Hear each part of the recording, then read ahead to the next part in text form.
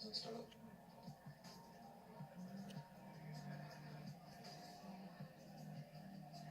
Stage 2, press for flight. Go for launch.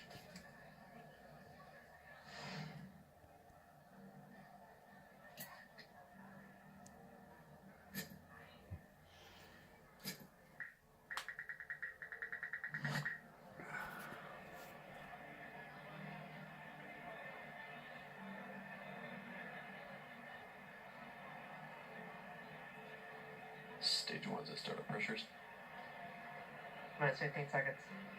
And Falcon 9's configured for flight. 9, 8, 7, 6, 5, 4, 3, 2, 1, 0. Ignition. Liftoff.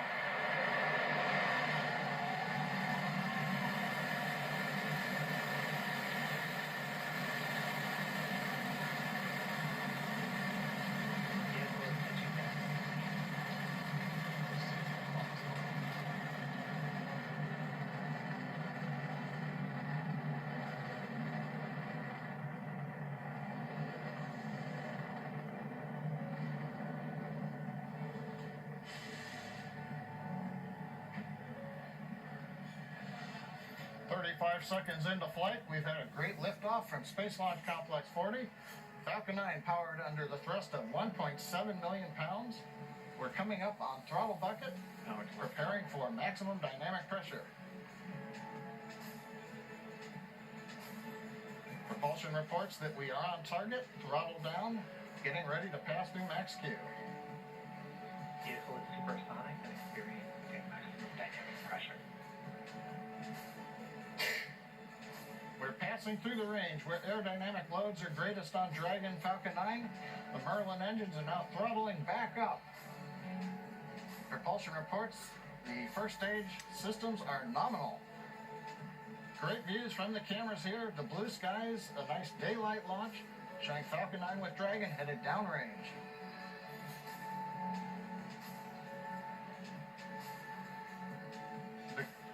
Call out for MVAC engine chill. That means we are now chilling in the LOX turbo pump on the upper stage engine, getting ready for its ignition about 2.5 minutes into flight. Great view looking back from the first stage camera. Cape Canaveral in the background as we head northeast towards the International Space Station orbit. Next major activities coming up in about 25 seconds. We'll have shutdown of the 9 first stage engines.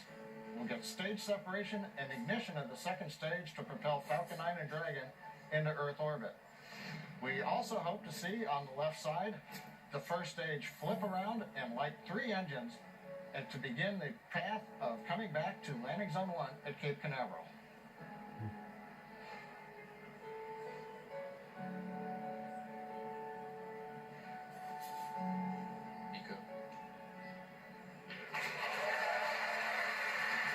Awesome.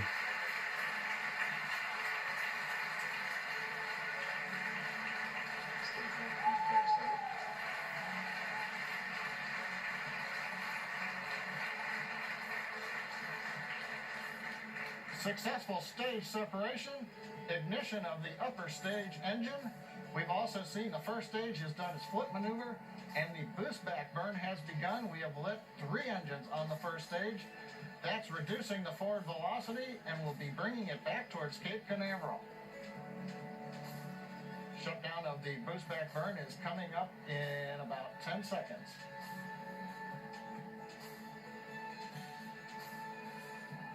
Second stage continues to look good on power. On the right-hand side, you may have seen an object passing the nozzle of the upper stage engine. That's the Dragon nose cap that's generated at this point in flight. We've heard the call-out shutdown on the boost back burn. First stage has completed the first of 3 planned burns that will result in return to landing zone 1 on Cape Canaveral, just a few miles from where the first stage just lifted off. You can see the grid fins slowly opening.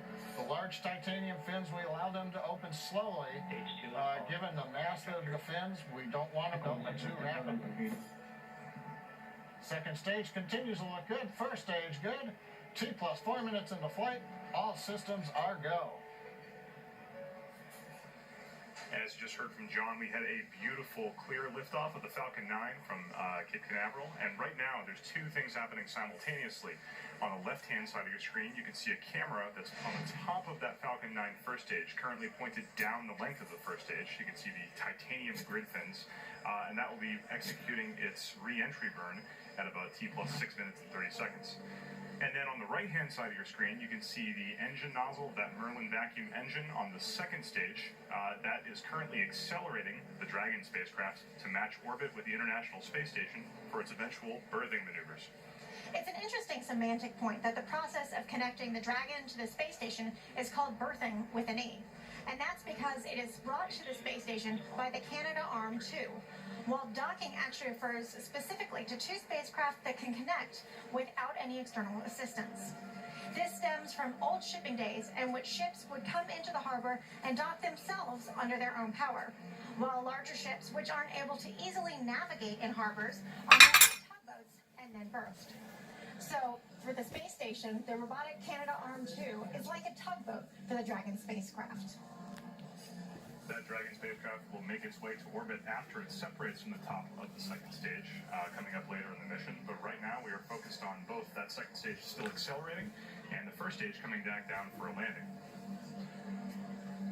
Next step up for the first stage is going to be a re-entry burn. That's when it's going to light 3 of its Merlin engines to slow itself down as it hits the denser regions of the atmosphere. You can actually see on the left-hand side of your screen, that is Cape Canaveral and the coastline of Florida.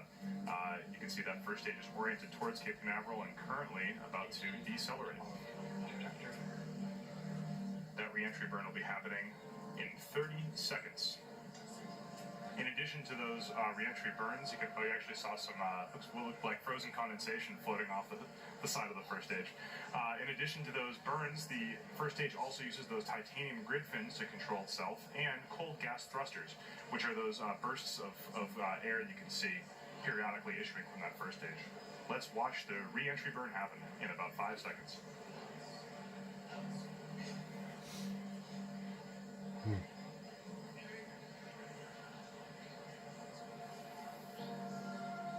207 kilometers. Nice.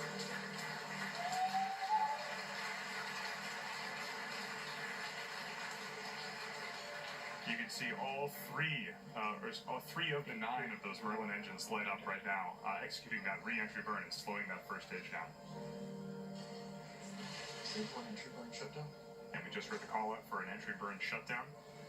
Landing burn will begin. That's the next phase of landing at T plus 7 minutes and 35 seconds. We currently have an unbelievable view of Cape Canaveral from the bird's eye view. It is absolutely amazing. I've been at Cape Canaveral for these landings before where you can feel those sonic booms in your chest. It is just so exciting along the Space Coast. Huh. Cool.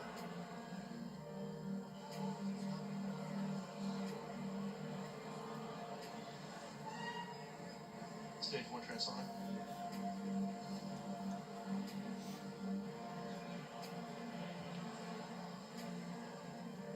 Landing burn. Stage 1 landing burn started. Stage 2 continues along the common trajectory. Right now, stage 2 is currently on a nominal trajectory. This is the primary mission to get that Dragon spacecraft into orbit.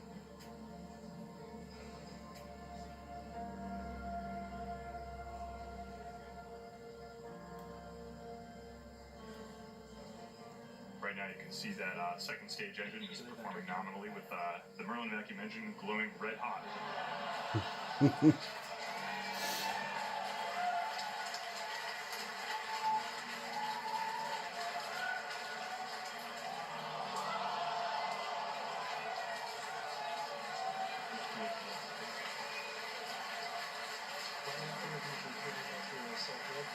Unreal.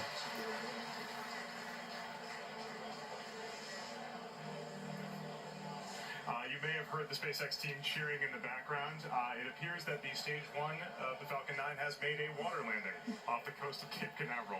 That's Still cool. waiting on exact word for what happened there. Just a quick reminder, the primary mission today is to bring the Dragon to the International Space Station. Right now, that mission is going spectacularly.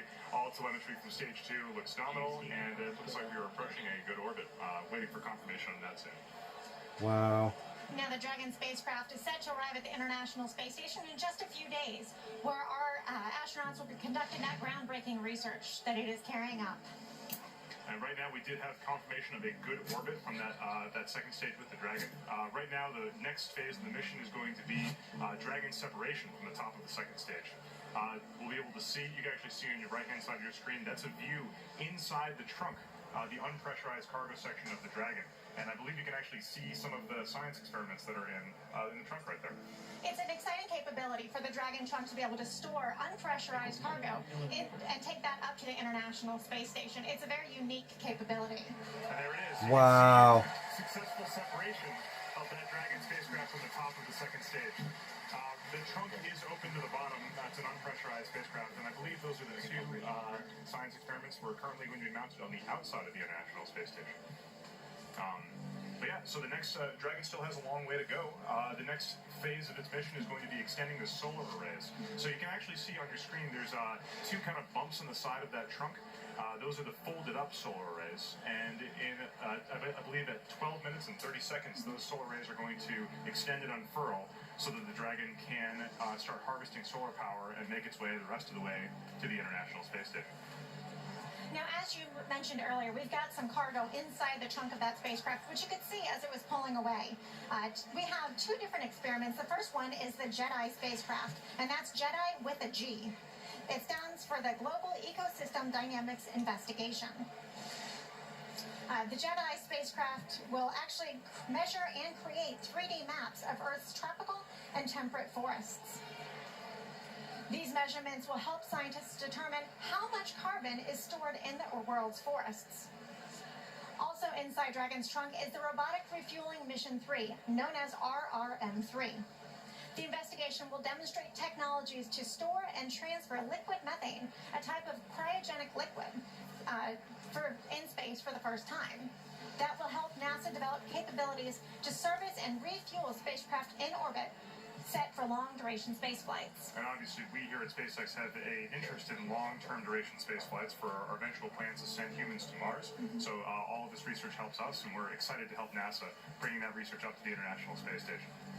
Like I was saying earlier, we are currently waiting for the Dragon solar array deploy coming up in about 30 seconds, 30 or 45 seconds. Those solar panels are covered by shrouds on the side, carbon fiber shrouds, and so we might be able to get some video, hopefully, of those shrouds popping off and those solar arrays extending.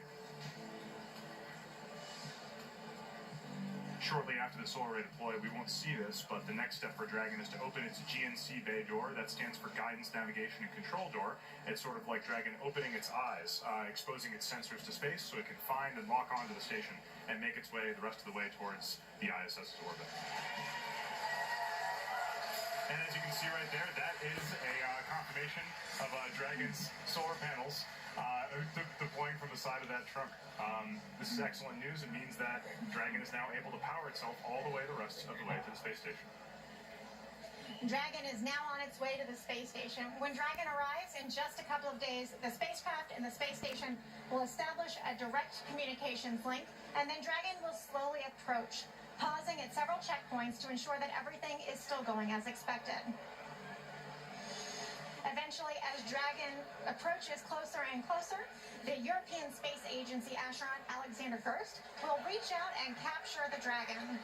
Next, ground commands will be sent to mission control, or from mission control in Houston, for the space station's robotic arm to reach out, rotate, and install it on the bottom of the space station's Harmony module. Well, 13 and a half minutes since liftoff when that entire rocket was at Cape Canaveral. We had some great views. The weather cooperated today. The ground winds weren't too high. We were able to launch right out the opening of the window. You saw ascent, great stage separation. We did get some great views of the first stage and the grid fins coming back. But as you heard from some of the background noise and comments, The first stage did land in the water. Now the good news is we've got a lot of telemetry from it, so we'll be able to understand what happened and work to improve reliability as we always do here at SpaceX. Second stage went into great orbit. It was really precise. Dragon you saw separate, and now the solar rays coming out. All told, another great day for SpaceX and NASA.